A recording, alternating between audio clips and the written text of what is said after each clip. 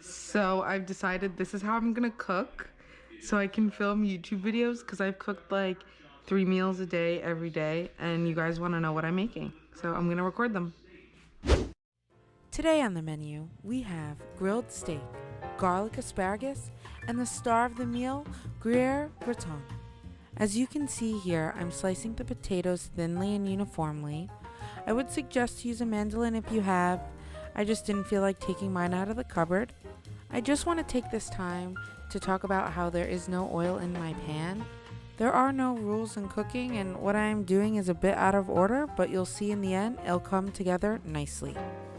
From experience, I learned it's better to add little by little than adding a whole bunch at once.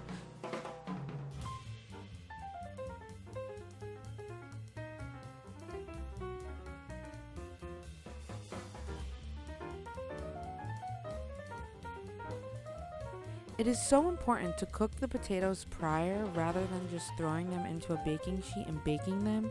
The reason is they will never soften enough. I wanted to give the potatoes a little extra time to steam so the shallots wouldn't burn by the time they went in. Cut them up to whichever size that you see fit. I like big pieces of shallot because I like the bite. I use 2 here only because it's not shallot season and I really wanted the flavor to be pronounced. In a moment, you're going to see after I chop all the shallots, I'm making a well in the pan. This is so I can saute the shallots and cook them evenly. I want to point out that there are no substitutions for this dish. Please do not try to use almond milk instead of heavy cream or margarine instead of butter. It won't come out the same. Once your shallots are translucent and your potatoes are somewhat soft, you can start on your sauce.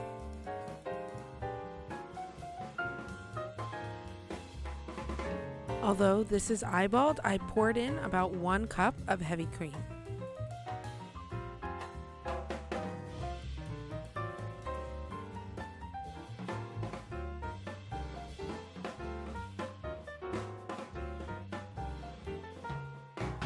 It's not called gratin, it's called gratin.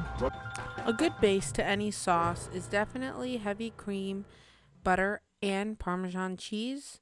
As you can see here, I already have some pre-grated Parmesan cheese, and I went a little extra heavy-handed here. I just wanted the sauce to get really thick.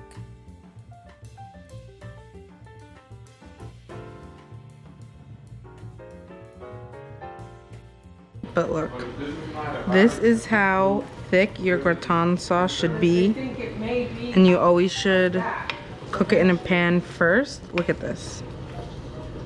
You always should cook it in a pan first before you bake it, because your potatoes will never get soft. This ingredient you see me here putting in is called Herbes de Provence. It is a dry spice blend made up of thyme and lavender and a bunch of other French herbs. It really complements the cheese that I used here as well as the potatoes.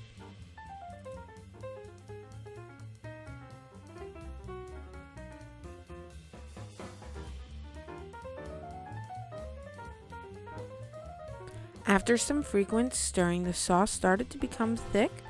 At this point, I just made sure everything was all mixed through and I poured it into my baking pan. After making sure everything was laid out evenly, I topped the whole pan with a fresh block of Gruyere cheese. It was all shredded by me earlier in the day. I definitely do not like to buy pre-shredded Gruyere cheese. They sell it at Trader Joe's. I just think it becomes a bit dry, so I like to do it myself. I put it in the oven at 450 degrees for about 30 minutes. Next, I wanted to get started on the asparagus. Since the gratin was the main star of the dish, I definitely didn't want the asparagus to outshine the potatoes. After cutting the asparagus, I simply put it on parchment paper. Pro tip, always do this. And then I just chopped up some garlic and drizzled some olive oil.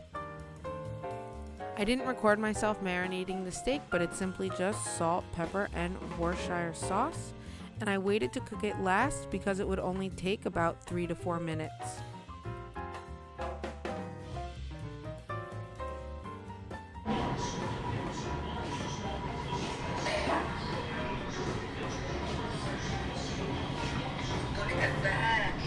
If you have any questions on anything I cooked today, please feel free to comment down below. Thank you for watching!